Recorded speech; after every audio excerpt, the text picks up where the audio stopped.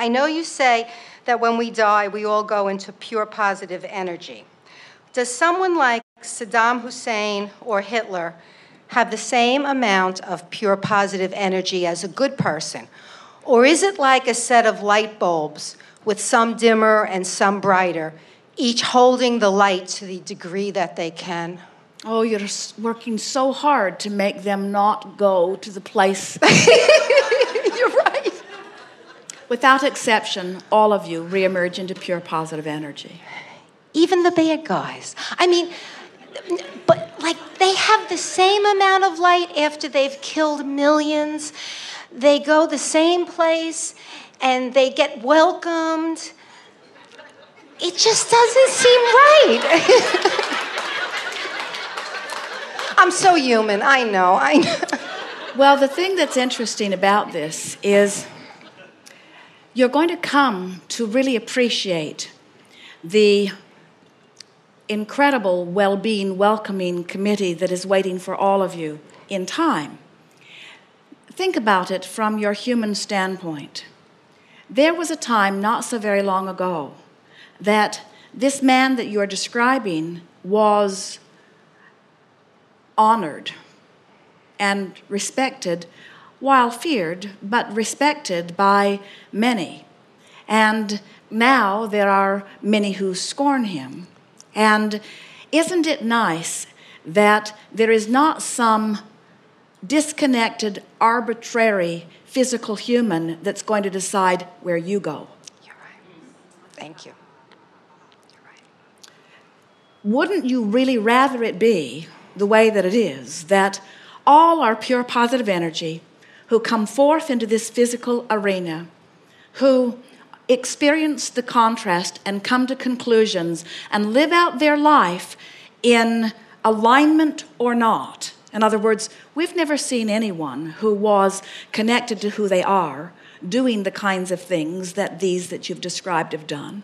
In other words, there are many, many more that you could add to that list who only in their disconnection are ever behaving in the way that they are. And we are in no way defending their disconnected acts. Yes. But we want you to understand that the reason that people behave in the ways they do is always in direct relationship to how in alignment they are with who they are. In other words, and as you wish for their in other words, think about what most humans are saying, even if they were understanding in the context that Abraham is presenting it. So someone like Saddam comes forth into his physical form, and he is pure positive energy, just like you were when he comes forth. Then he lives life and comes to conclusions that are different from the ones that you do. And through all of it, manages, and we promise you that this is the case, otherwise he could not behave in the way that he did, to become disconnected a large part of the time from who he is. And in his death experience, he literally reemerges back into pure positive energy. Now, what many humans, and you were among them as you began here, are saying is, you may understand that he was pure positive energy, and you may understand that something got him out of whack with all of that. And now you are requesting that when he does have his death experience, that he still please remain out of whack. In other words, feel how illogical that is.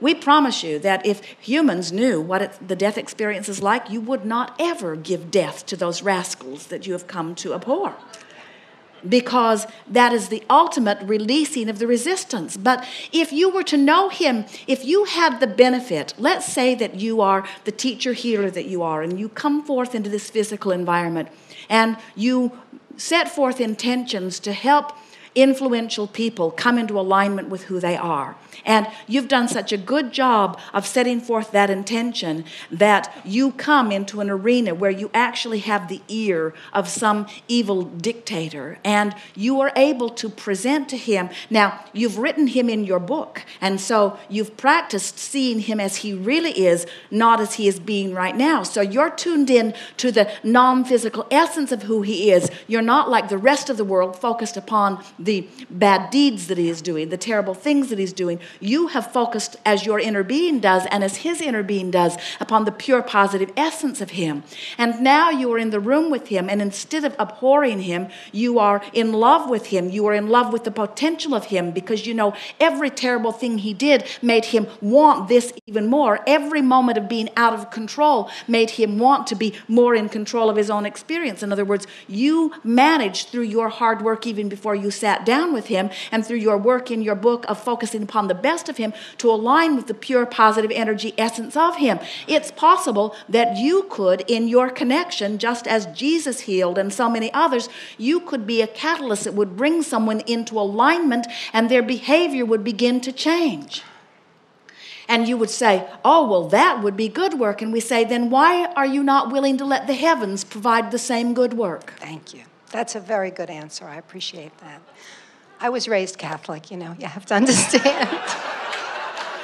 And what that means is, I was raised to believe in the imperfection in people.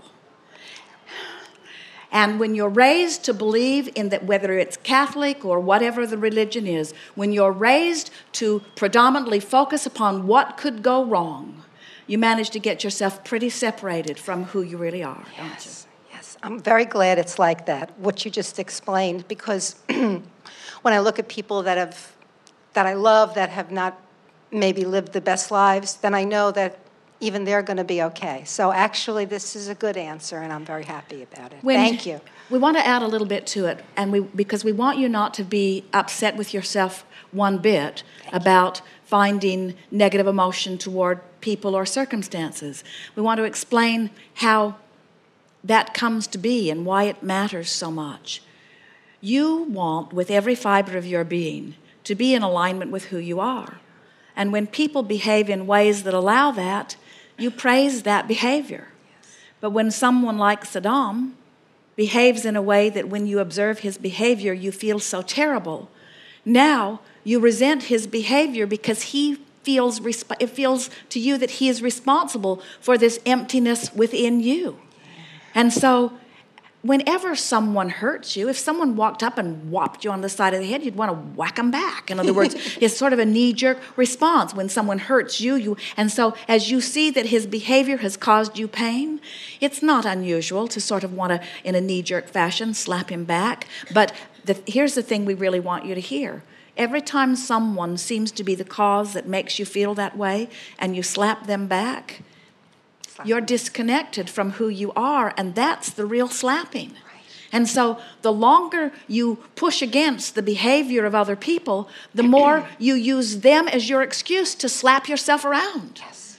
You see, and in time it really wears you down until you really get carried away with it. This is the way religions have been formed. And then you say, well, we'll really get you. We'll really, really, really get you. We will condemn you to eternal damnation. That's how much you have hurt us, and that's how bad we feel. And we say, well, give it everything you've got here in this physical form. But we've never seen anyone wishing eternal damnation on anyone who didn't just feel awful now. And oh, what a relief they feel when they reemerge into non-physical. And you know what else we've noticed? The one who condemned feels many times worse than the one who is condemned. Right. And they all reemerge into non-physical energy, and the one who is condemned doesn't feel nearly the relief that the condemner feels. Oh. Because the one who was being condemned was closer to vibrational alignment usually than the condemner. The condemner always first feels worse than the condemned. You work so much harder at your condemning than you do at your being the one who is condemned. I just didn't want him to have as much light. I mean, I really didn't want to condemn him as much as to say, I wanted him to be a dim light bulb, and I wanted to be a bright light bulb. That's kind of what I wanted. Well, actually, it turns out it's the other way around. Really? The more they want to make a difference, the more they really go berserk when they get crossways of their energy. A car that's going 100 miles an hour and hits a tree is a much bigger problem than a car that goes 5 miles an hour and hits a tree. So sometimes these powerful teachers come forth and get crossways of their energy and do horrible things, but it doesn't make them any less of a teacher. Gotcha. In fact, we see powerful desire being born in the hearts of billions around your planet as a result of what they've witnessed, not only from Saddam, but from George Bush. Yeah. Yeah. In other words, neither one of them are connected to source energy as they perform the behavior that they are performing. Gotcha. Both of them are responsible for horrendous acts and for terrible suffering around the planet, you see. Right. And yet, you would more likely say, well, I would like the president of my nation to have a brighter bulb and the evil dictator to have not so bright a bulb. And we say, oh, are we ever glad you are not all choosing it?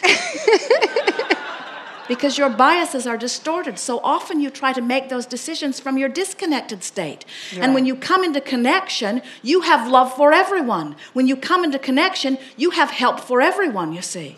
If you see someone bleeding in the street, we know you would help them. But when you see someone so disconnected from source energy that they are flailing about, hurting others, you don't want to help them. You want to hurt them. You want to taser them. You want to hit them with the billy club. You want to kick them when they're down. You want to put the handcuffs on them and really hurt them. You want to drag them in the way that it hurts them. You want to put them into confinement. In other words, this is the way humans behave. And in all of that... I'm terrible. In all of that, pushing against, all you're doing is crying out for the well-being that you seek. And what we're getting at is, no matter how bad those bad ones seem, every one of them are causing you to launch rockets of desire, and your vibrational escrow is brighter and clearer and surer. In other words, it's hard for people to hear that when you're sick in your physical body, the sicker your physical body is, the weller your non-physical body is. Because every time you're sick, you ask for more wellness. So the more terrible things that are happening around your planet, the more you're asking for more. And the wonderful thing of all wonderful things is that it is from this vibrational escrow that all new babies are born. It is from this vibrational escrow that all new life is coming forth, you see. And so the dilution ratio helps. In other words, the old ones that have managed to get more resistant, because the longer you live, the more you find things to fuss and worry about, and so the more disconnected you become. And so more of them are croaking, and more fresh new ones that are tuned in, tapped in, turned on are coming forth. And then there are those like you who are deliberately and systematically moving yourself up the emotional scale. This truly is the time of awakening. And we promise you that when, first of all, you don't have to wait for anybody else to wake up to be awakened. Yes. And next, as you become a planet that is more awakened, you will find less reason to hate anyone, because you will, in your connection, in your alignment, in your awakening, you will have found your power and your invincibility. And in your knowledge of your power, then no matter how anybody else is behaving, you don't feel threatened, yes. You see. Yes, and it is only from that disconnected feeling of threat that anyone ever misbehaves. That's what the control that people seek. In other words, no matter what nation is seeking the control, you never seek control unless you are feeling vulnerable, you see. And the disconnection itself seems to be whatever punishment that there would be. It's just the disconnection. The punishment is just a byproduct of how bad you feel. Yes. And so as you find more and more ways to exact punishment on others, it's just an indication of the level of disconnect that mass consciousness is finding, you see. And so now having given you all of that basis, we are wanting to just ask this simple exercise of you. Sure. We'll play with it a little bit here, and then in the days that follow, take this subject, because you're not completely resolved in it. In other words, this is an example of us knowing what we know and presenting it to you in a powerful way, but you can't all of a sudden know that. So over the next days, just ask yourself, is this a downstream thought or an upstream thought? And so when you say, please, Abraham, tell me that this monster that I've witnessed will not find peace in heaven. Ask yourself, is that upstream or downstream? Can't you just feel? I can.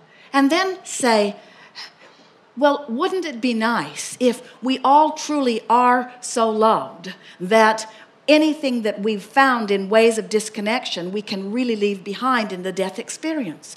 Is that an upstream thought or a downstream thought? That's downstream. It truly is, isn't it? Really is, yes. Very good. Thank you so much.